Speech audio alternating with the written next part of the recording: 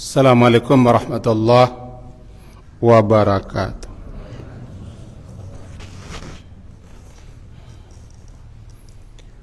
Bismillahirrahmanirrahim.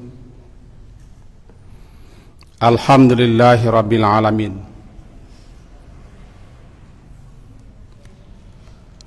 Wassalatu wassalamu ala rasulillah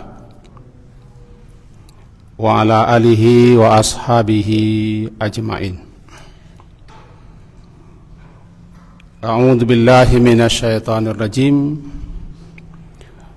Bismillahirrahmanirrahim. Ar-Rahman 'allamal Qur'an. Khalaqal insan 'allamahul bayan. Asy-syamsu wal qamaru bihusban. Wan najmu wasy-syajaru yasjudan. Surat Ar-Rahman, surat yang ke-55, ayat pertama dan seterusnya, halaman 531. Surat ke-55, surat Ar-Rahman, ayat yang ke-1 dan seterusnya. Bapak dan ibu-ibu yang berhadir, ketika Nabi sallallahu alaihi wasallam beliau diperintah oleh Allah untuk menyampaikan kepada kaum kafirin musyrikin Makkah agar mereka itu bersujud, tunduk, patuh, taat, merendah diri kepada Allah. Itu bunyi perintah itu terdapat dalam surat dalam surat Al-Furqan ayat 60. Wa idza qila lahum usjudu lirrahman qalu wa man rahman fazadahum anasjudu lima ta'muruna wa zadahum nufura. Apabila dikatakan kepada mereka, usjudu, sujudlah kamu kepada Ar-Rahman. Qalu, berkata mereka, wa man rahman, siapakah yang Rahman itu? Anasjudu, adakah kami akan sujud? Lima ta'muruna, kepada apa yang engkau perintahkan kepada kami. Wa zadahum nufura, dan perintah itu membuat mereka makin jauh daripada keimanan dan kebenaran. Surat Al-Furqan, surat ke-25 ayat 60. Intinya adalah sebagaimana disebutkan oleh para ulama-ulama tafsir, salah satunya yang tafsir yang saya bawa ini, bahwa Nabi SAW menyampaikan kepada kaum kufar agar mereka itu sujud, merendah, menghinakan diri kepada Allah Ar-Rahman. Mereka tidak kenal apa itu Ar-Rahman. Siapa Ar-Rahman? Lalu keluarlah ucapan mereka, la nasjudu lirrahman, kami tidak akan sujud, kami tidak akan tunduk, tidak akan patuh, tidak akan merendah, dan tidak akan menghinakan diri kepada Ar-Rahman itu. Wa man rahman, dan Ar-Rahman itu siapa?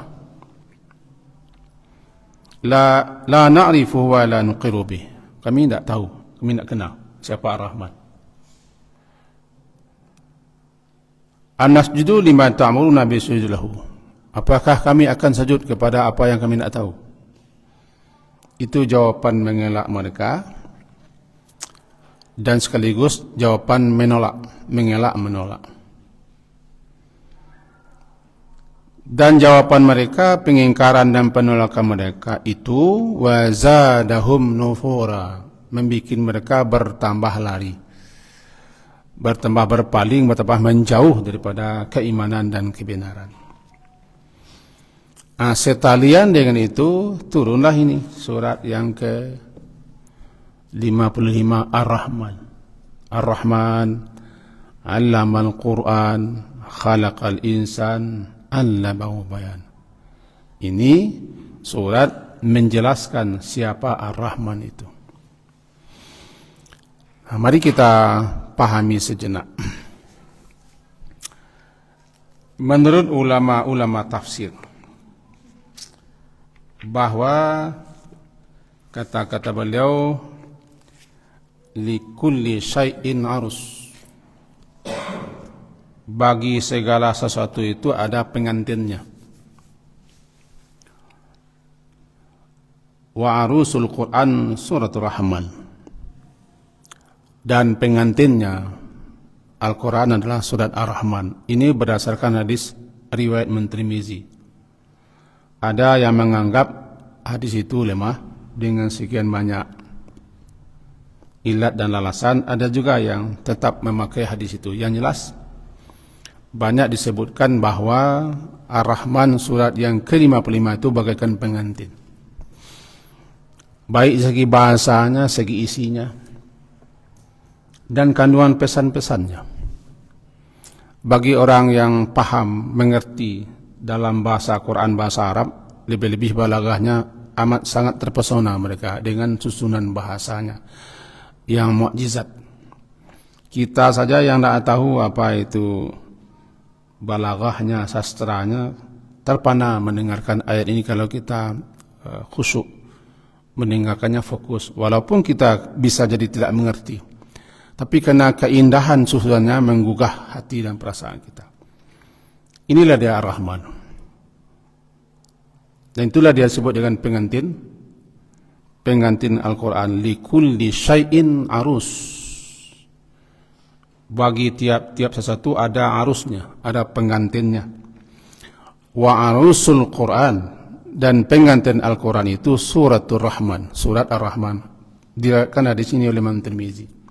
Tadi sudah saya katakan, menurut sebagian ulama hadis ini ada kelemahnya, tapi yang lain mengatakan tidak bisa dipakai. Kita tidak bicara itu. Nah, sekarang mari kita masuk sini. Ar-Rahman adalah salah satu nama Allah.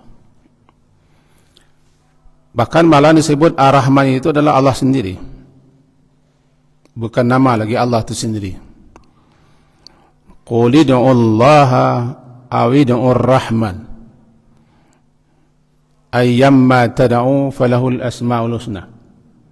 Surat Al-Isra, surat ke-17 ayat 110. Katakanlah ya Muhammad, serulah, panggillah, berdoalah kalian kepada Allah. Qul ud'ullah aw ud'ur Rahman, atau berdoa, serulah, mohonlah kepada Ar-Rahman. Ayyamma tad'u, mana-mana saja yang kalian pakai untuk berdoa, falahul asmaul husna, dia memiliki nama-nama yang sangat indah. Dan memang kita dalam adab-adab berdoa, kita memang disukai untuk mengawali, memulai doa-doa kita dengan menyebut nama-nama Allah. Walillahil asma'ul husna fad'uuhu biha. Surat Al-A'raf, surat ke-7 ayat 180. Walillahil asma'ul husna fad'uuhu biha. Dia memiliki, Allah itu mempunyai al-asma, nama-nama al-husna yang sudah sampai kepada puncak keindahan. Husna itu sudah sampai ke atas, puncak kebaikan, puncak keindahan, dan tidak ada lagi nama melebihi dan mengatasi nama itu. Lillahil asma'ul husna, dia memiliki nama-nama itu.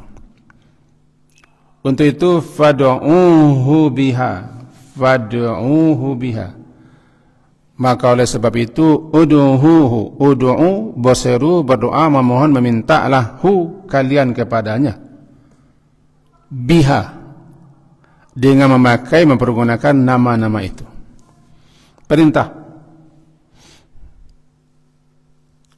Nah, dalam Al-Quran bertebaran nama-nama Allah itu.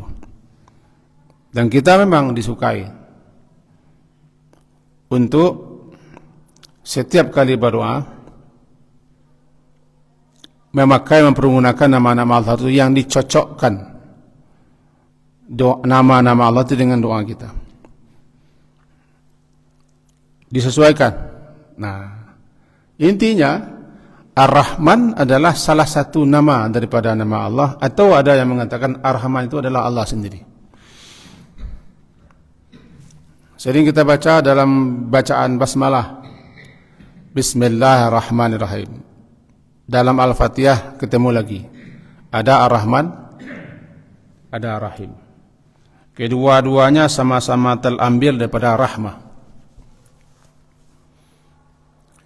Nah, dalam sekian banyak penjelasan ulama, beliau-beliau yang mulia itu membagi-bagi pula dan membedakan antara Rahman dan Rahim.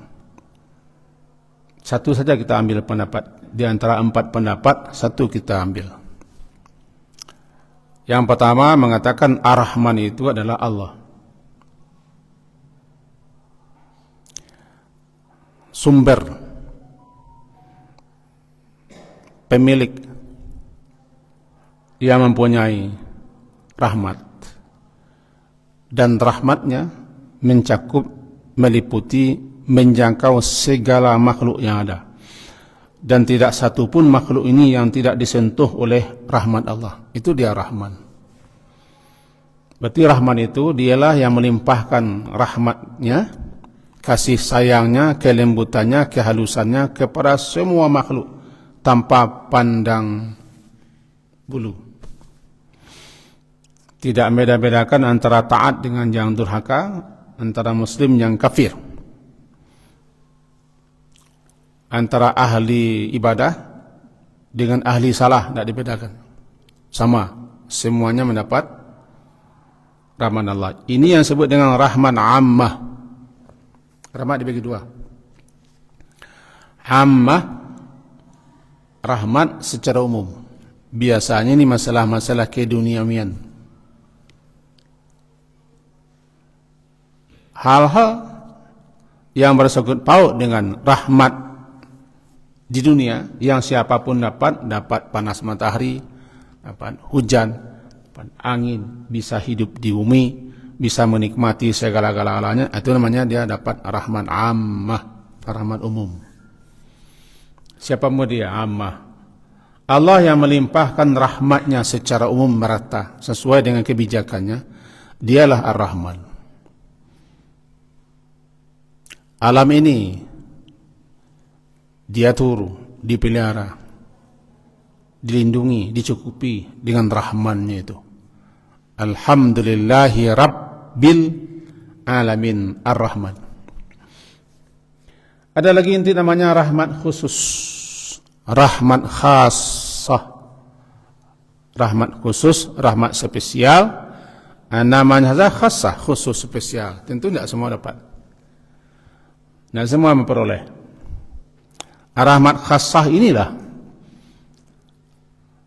seperti yang kita minta, keimanan, petunjuk, taufik, keberkahan, ketenteraman jiwa, keselamatan dunia dan akhirat, bahkan juga masuk ke dalamnya sampai masuk surga. Ini nama rahmat khusus. Dia yang melimpahkan rahmat khususnya itu kepada hamba-hambanya yang khusus, yang dia sajalah yang tahu siapa yang patut, yang wajar mendapat rahmat khusus itu. Disebut dengan Ar-Rahim. Ini ada Rahman, ada Rahim. Allah menciptakan 100 rahmat dalam hadis sahih. Yang 99 ditahannya, lalu 1 diturunkannya ke dunia. dengan rahmat yang satu itu, semua kita di dunia ini, di alam ini, memperoleh kasih sayangnya dan belum habis-habis. Dan itulah cerminan rahmat Allah ketika induk seekor binatang, hewan, mengangkat kakinya agar anaknya jangan terpijak. Itu gambaran rahmat Allah yang satu itu. Dan belum habis-habis, tidak akan pernah habis. Tinggal 99. Yang 99 ini diriwayatkan nanti di akhirat dicurahkannya kepada hamba-hamba khusus yang spesial. Nah, kira-kira itu sedikit gambaran. Sedikit gambaran tentang Ar-Rahman. Dulu dalam surat Al-Isra ya, yang tadi sudah kita sedikit baca, surat ke-17 ayat 110 bunyinya begini. Qul ud'ullaha a'udzu'ur rahman. Dalam berdoa, dalam memohon, dalam meminta, maka bolehlah membaca ya Allah atau ya Rahman. Katakanlah ud'u, bermohonlah, berdoalah, memintalah, mengadulah, panggillah ya Allah. Ya Allah. Dan ya Allah itu kemudian dipadu menjadi Allahumma. Allahumma. Asal kata Allahumma ya Allah.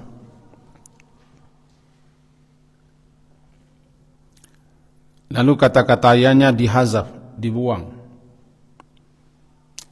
Tinggal Allahu.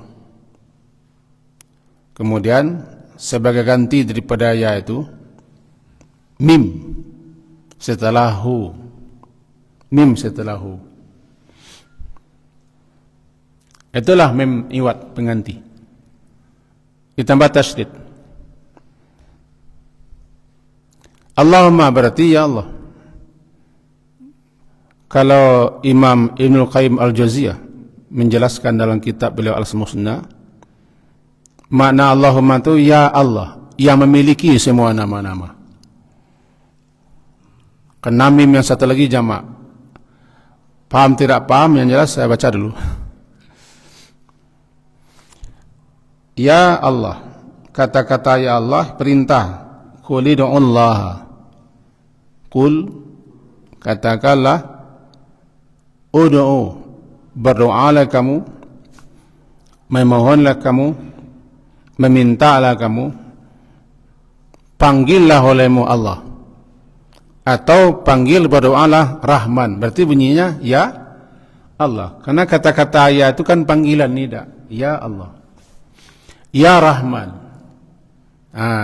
Sama dengan ya Hayyu, ya Qayyum, ya Zal Jalali wal Ikram. Ya. Lalu dalam istilahnya, tadi sudah saya sebutkan sumbernya. Itu Imam Ibnul Qayyim Al-Jauziyah. Beliau mengatakan kata ya Allah itu dibuang. Itu kaidah bahasa Arab.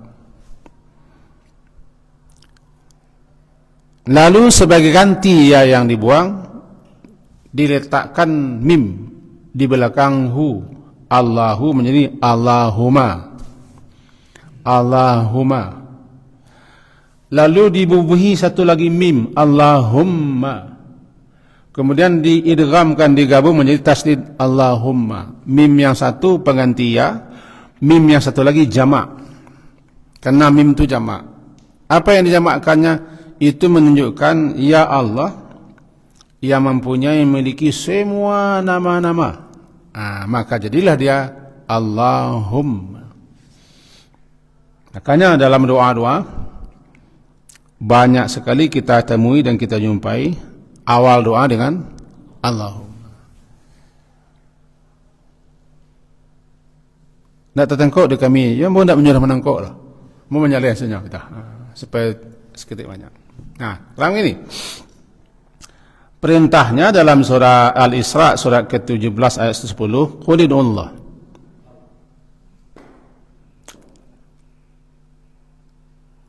Kalian, kamu, Anda, saya, kita. Jika berdoa, sebutlah Allah. ya Allah. Atau sebutlah menjadi Allahumma. Atau sebutlah ya Rahman. Ya Rahmat. Qul ud'ullaha awidur Rahman. Dua nama. Ayyamma tad'u, ayyamma, mana-mana saja yang kamu seru, yang kamu berdoa kepadanya, maka dia mempunyai nama-nama yang husna. Maka sebutlah, panggillah dia dengan nama-nama itu, baik ya Allah ataupun ya Rahman dan yang lain-lain. Maka awalilah setiap doa-doa kamu itu dengan menyebut salah satu Al-Asmaul Husna, sebagaimana tercantum dalam surat Al-A'raf tadi, fad'uhu biha. Al-A'raf 180 ya. Maka berdoalah kamu kepadanya dengan mempergunakan nama-namanya itu. Wala tajhar bis salatika wala tukhaffit biha wa taghi baina dzalika sabila. Itu nak kita terangkan. Sedikit gambaran. Nah, kita baru masuk kepada surat Ar-Rahman. Surat yang disebut dengan arus Al-Quran tadi. Jadi Ar-Rahman surat ke-55 bahkan menjadi nama surat. Ya. Bahkan dia menjadi nama surat. Namanya surat Ar-Rahman. Turun di Makkah. Umumnya ulama-ulama menyebutkan ini namanya Makkiyah. Adalah surat yang diturunkan di Makkah. Makkiyah. Ada satu lagi namanya Madaniyah. Kenapa ini disebut? Agar kita juga memahami sedikit bagi yang kurang paham. Surat-surat Makkiyah adalah surat-surat yang Allah turunkan kepada Nabi Muhammad sebelum beliau hijrah ke Madinah. Walaupun turunnya di mana-mana, tapi tetap namanya Makkiyah.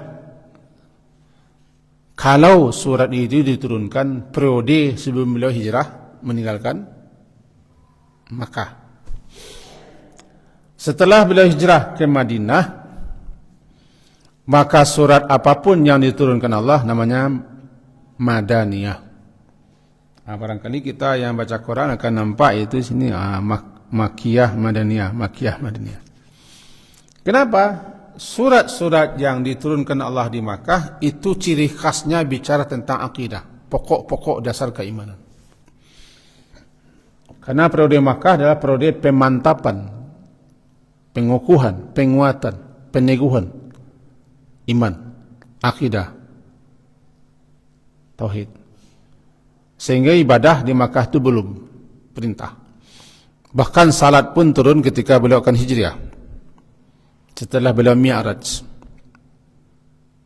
Yang ada sebelum itu salat-salat model Nabi-Nabi sesuk dulu kala, pagi dan sore.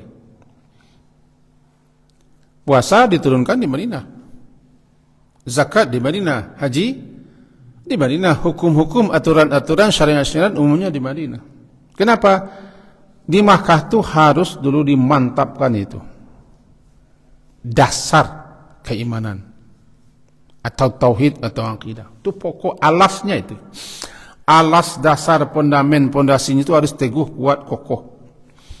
Karena di atas nanti akan dibangun tiang-tiang, tonggak-tonggak, dinding-dinding, atap-atap. Nah, ada orang yang hanya sukanya ibadah, fadilah, tanpa mau mempermantap, memperkokoh, memperteguh, memperkuat dasar pondasinya. Orang yang seperti inilah yang kadang-kadang apabila diterpa oleh berbagai macam masalah, hilang pegangannya. Walaupun dia ahli ibadah. Karena yang ditonjolkannya adalah ibadah. Sementara pondasinya goyang. Dia rajin membangun. ke atas, bangun. Nah, datang goncangan. Yang goyang bangunannya, karena bangunnya tegak di atas fondasi dasar yang lemah. Itu di Makkah dimantapkan. Kita katakan lagi, perintah ibadah-ibadah syariat itu di Madinah. Intinya kita harus, walaupun kita tidak periode Makkah, tapi siapa yang belum mantap, belum kokoh, belum kuat, rukun iman yang 6 itu, rukun iman yang 6 itu, kokohkan lagi. Ini di atas rukun iman itu berdiri rukun Islam. Ya, di atas rukun iman, mantapkan. Itu periode Makkah. Jadi ayat-ayat surat-surat yang diturunkan di Makkah yang disebut Makkiyah umumnya bicara tentang itu. Seperti Juz Amma. Juz Amma itu banyak bicara tentang tauhid, tentang akidah, tentang keimanan. Bahkan surat ayat pertama Al-Alaq 1 sampai 5 itu bicara tentang Allah. Tentang Allah. Mari kita jujur, Al-Fatihah. Al-Fatihah bicaranya tentang iman. Ibadahnya nanti di tengah-tengah. Iyyaka na'budu. Itu ibadah. Sebelumnya apa? Sebelumnya bicara tentang Allah. Tentang Allah yang kepadanya kita beribadah. Kepadanya kita beriman. Maka Al-Fatihah mengenalkan kita terlebih dahulu dengan siapa Allah yang kita sembah. Apa kata orang Quraisy? Ata'muruna. Apakah engkau menyuruh kami ya Muhammad untuk bersujud kepada yang tidak kami kenal? Ya, wa idza qila musjudu lirrahman qalu wa marrahman. Siapa itu Rahman? Masa engkau sujud kami sujud? Maka dikenalkanlah Rahman itu kepada mereka surah Ar-Rahman. Ar-Rahman itu adalah Allamal Quran. Allamal Quran khalaqal insan 'allamahul bayan. Maka bisalah dikatakan surah Ar-Rahman menjelaskan siapa Ar-Rahman. Turun di Makkah. Ya, kembali kita tegaskan persoalan tauhid, persoalan keimanan itu sendi, dasar, pondasi. Tapaknya bukan hanya tapak cakaram atau tapak gajah, tapak dinosaurus tuh dipakai. Wah, bangunannya tinggi katanya. Kokohkan lagi, mantapkan lagi tentang itu. Selama 12 tahun lebih Nabi di Makkah bicara tentang tauhid, tentang iman, tentang akidah. Bukan berarti kita tinggalkan ibadah, enggak. Kalau kita sudah Islam, kita sudah lama Islam, sudah lama ibadah, cuman pelok-pelokan balik, kamehan-kamehan balik, kaji-kaji ulang balik tentang masalah iman itu. Nah, ini sekedar untuk menjelaskan kenapa kita jelaskan sedikit tentang Makkiyah dan Madaniyah. Ar-Rahman adalah Makkiyah. Tentu saja bicaranya tentang itu juga. Tentang yang pokok yang menjadi asasi, yaitu pokok-pokok dasar-dasar tentang akidah, tauhid dan keimanan. Tidak bicara tentang syariat, tidak bicara tentang ibadah, umumnya bicara tentang itu. Awal suratnya Ar-Rahman. Awal saja Ar-Rahman, jadi dia bicara tentang Allah. Nanti ujung surat ayat 78 juga bicara tentang Allah. Tabarakasmu rabbika zil jalali wal ikram. Ujungnya juga begitu. Ujungnya kan ayat ke-78 ya, tabaraka, maha sucilah, maha pelimpah berkahlah, maha agunglah. Kan itu makna tabaraka. Ada 3 makna tabaraka yang populer. Maha sucilah, maha pelimpah berkahlah, maha agunglah. Jadi tabaraka.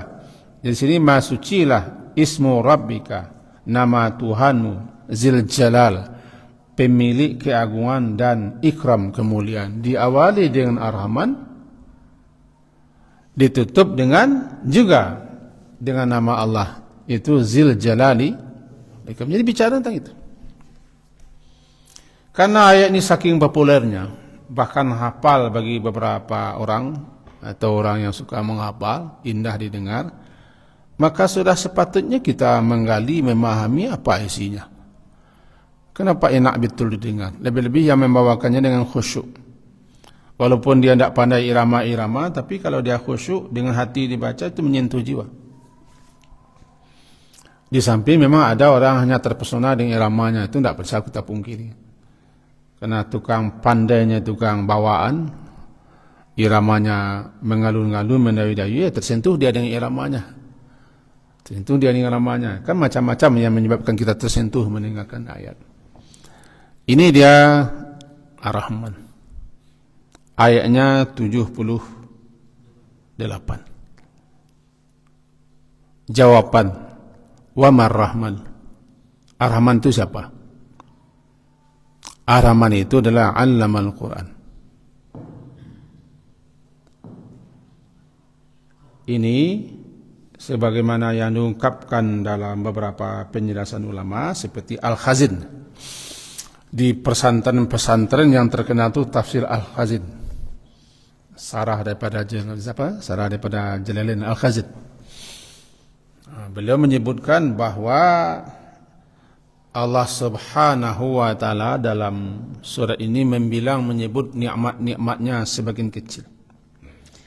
Maka didahuluinya lah menyebut dengan nikmat teragung, nikmat terbesar, itu Al-Quran. Al-Quran nikmat terbesar, nikmat teragung kepada alam, lebih khusus alam manusia, alam jin,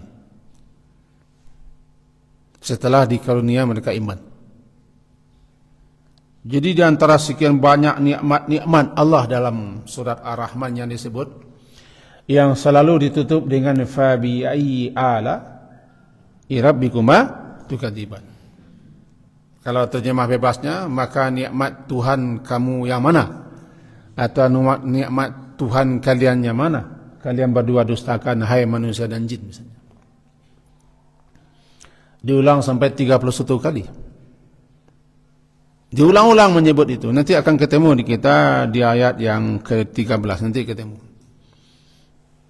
Ala'i. Ala'i. Ilyu.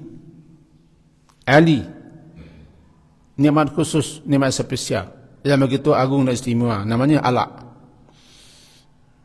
Bagaikan cahaya yang berkilau-kilau nikmat itu. Ini yang diulang-ulang, fabi ayyi ala'i, fabi ayyi ala'i, fabi ayyi ala'i, jamak nikmat-nikmat yang luar biasa, yang kamu hitung, yang kamu kaji, yang kamu telah, yang kamu pikirkan, luar biasa. Mana lagi yang kalian berdua dustakan? Ini dah.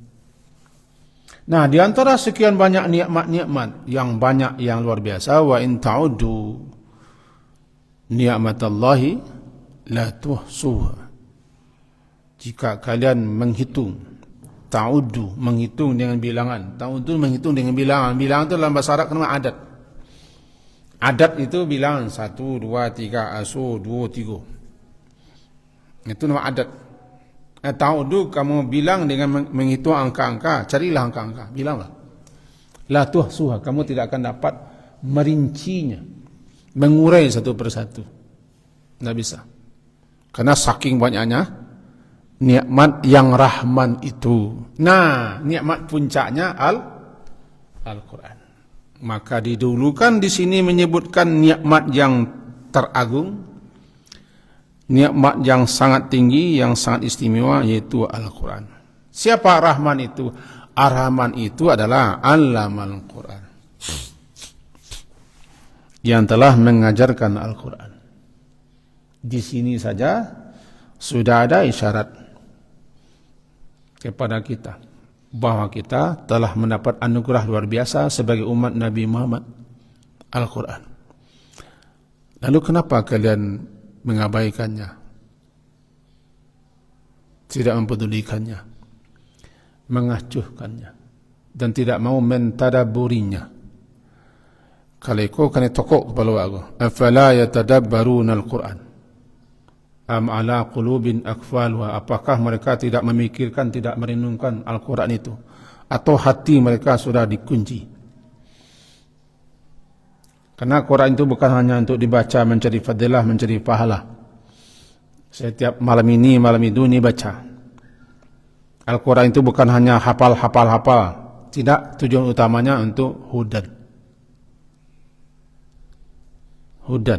Petunjuk, pedoman, tuntunan, bimbingan untuk hasanah di dunia, hasanah di akhirat. Maka pelajarilah dia. Pelajarilah dia. Karena Allah telah allamal Quran. Allah telah mengajarkan Al-Quran dan memudahkan bagi siapa saja yang ingin mempelajarinya, memahaminya, bahkan menghafalnya. Berkali-kali dalam surat sebelumnya, surat Al-Qamar, walaqad yassarnal Quran, berkali-kali dalam surat sebelumnya disebut walaqad yassarna. Sungguh, betul-betul sungguh, yassarna, kami telah memudahkan Al-Quran itu lidzikri.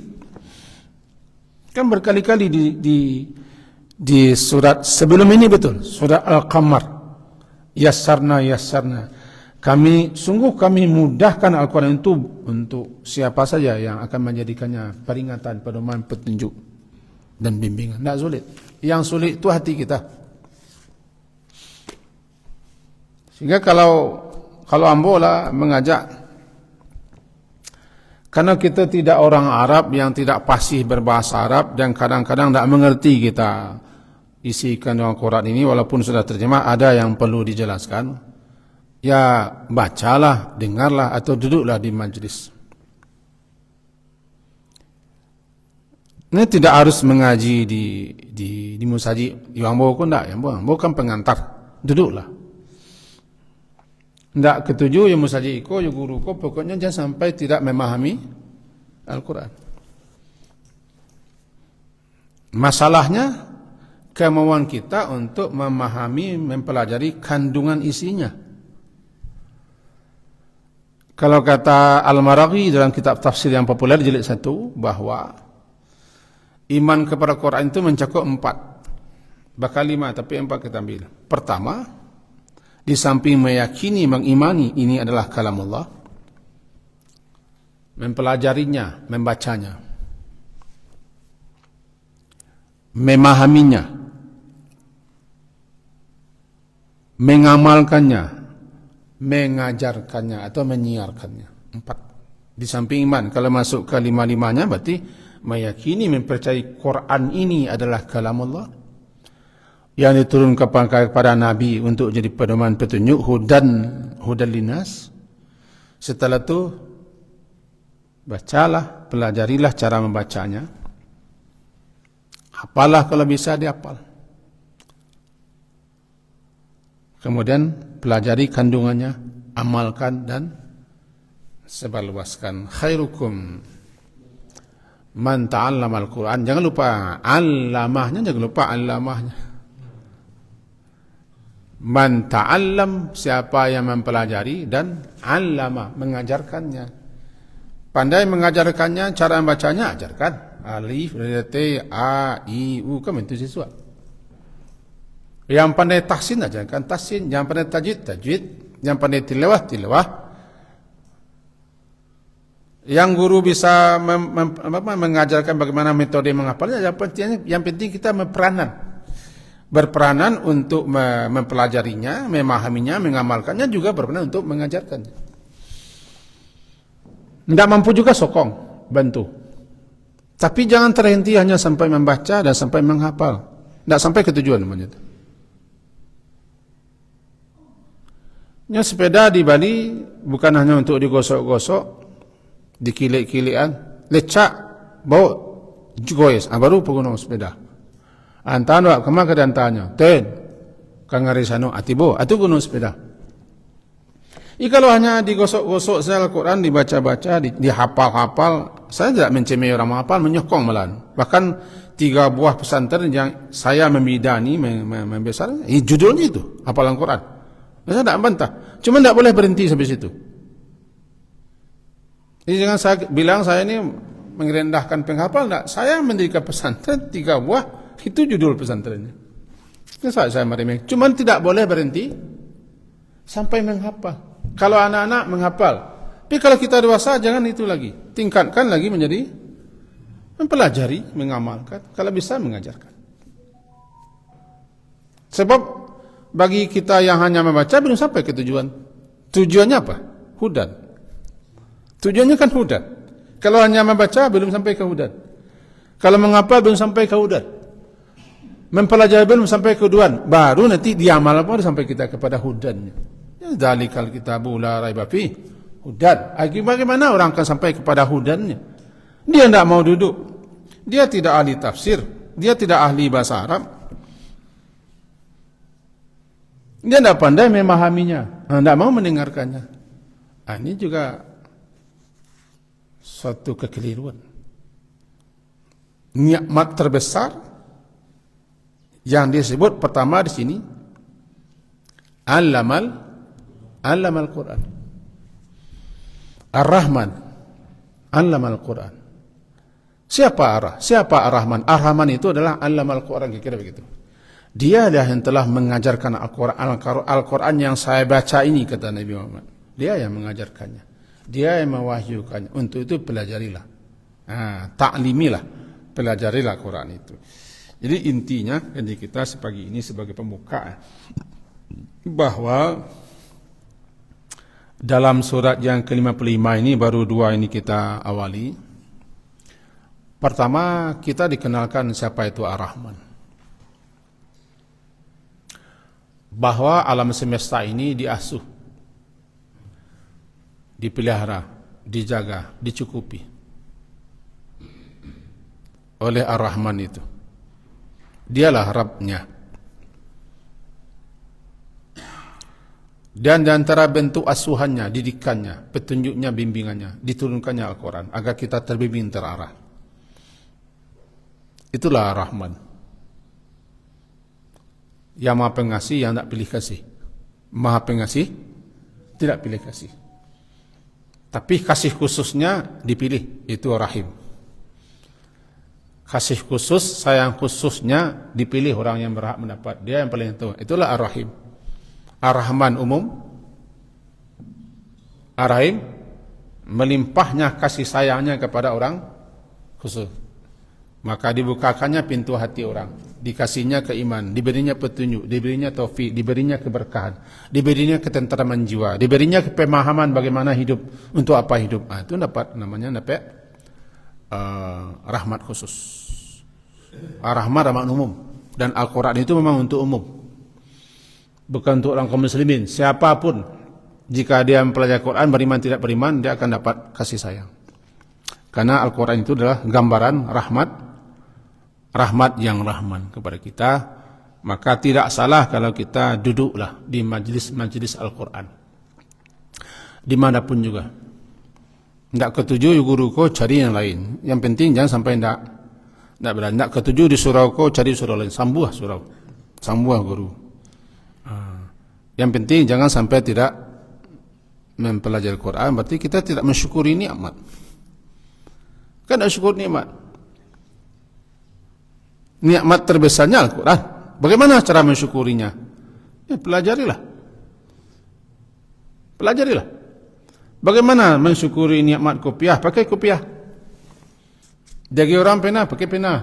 Jagi orang baju, lakian baju. Fa amma bi ni'mati rabbika hadis. Pergunakan, pakai. Itu kaji kita. Semoga bagi saya ada rahmatnya dapat. Dan saya juga doakan kepada kita juga mendapat rahmat kita dengan Al-Quran. Amin. Sekian saja sebagai pembuka. Allahumma tadi itu masih pakai ya itu, Ustaz? Enggak. Kalau Allahumma buang ya. Ya, enggak pakai ya. Dalam kaedahnya. Kenapa dibuang ya? Ya itu kan terkesan jarak. Aku bahasa Paji lagi, bahasa orang tani lagi. Ya itu ada jarak. Ya jarak. Woi, wahai, ada jarak. Kalau kami dalam Sweet Seventeen dulu nak pakai ya le dah. Da, nak pakai. Oi da, tu jauh tu. Nampak yang jauh no. Oi nyak no, nak makan tu jauh mana orang tu.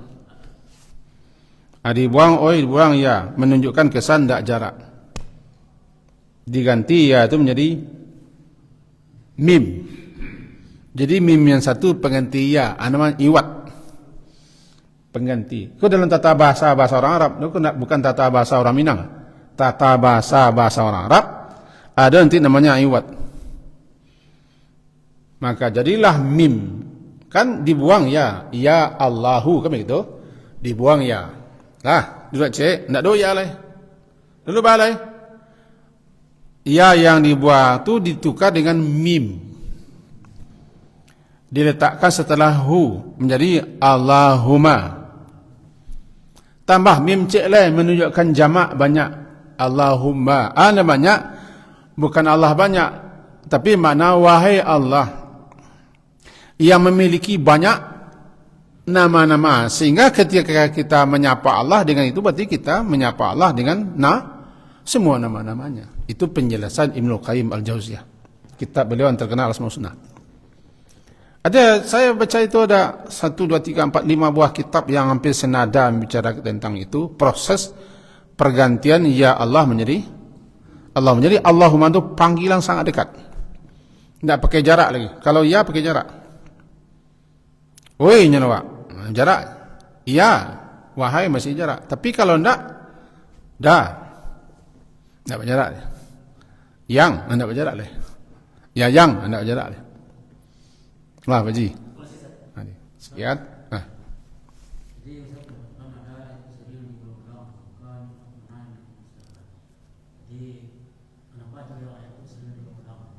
Iya tu datanglah kepada tu hari datang supaya bisa gitu ulang balik. Kini hari habis 31 kali dia ulang. Baru nampak kesan pengulangan tu nanti ketika lah sampai ke ayat 2 boleh. Sebuah ayat 1, ayat 2 sampai ayat 2 boleh menjelaskan apa itu rahmat ar-Rahman itu. Lah nampak kita baru nikmat mana yang kalian dustakan? Tidak ada ya Allah. Tidak ada yang kami dustakan. Itu kan jawab jin. Jin menjawab, tidak ada yang kami dustakan ya Allah. Untukmu segala puji. Itu jawaban jin. Dalam riwayatnya kami ini, Nabi membacakan surah Ar-Rahman ini kepada sahabat sampai tamat. Tenang saja sahabat-sahabat. Itu riwayatnya begitu. Lalu ketika sahabat tenang saja, tidak ada respon jawaban, barangkali termenung-menung. Kata Nabi, surah ini saya bacakan kepada jin ketika malam saya dijemput oleh jin. Mereka menjawab, tidak satu pun ya Allah nikmatmu yang kami dustakan. Untukmu segala puji. Itu jawaban jin. Kemudian kami bacakan, saya bacakan, tidak ada respon. Kira-kira begitu. Jadi berapa banyak awak membaca ayat? Tenang. Karena tidak mengerti. Jadi baru kita paham fabiyai ala irabbikum atukadiban setelah kita baca semenjak Allamal Quran sampai ayat ke-12. Kalau kini diterangkan tentu tidak nyawanya. Memenggal namanya. Memenggal jalur demokrasi. Biarlah orang saya memenggal itu apa tulis saya jalurnya. Tetekok betul kan? Orang memenggal awak jangan memenggal begitu. Merasa itulah jawapannya. Walaupun tak puas, tapi puas salah.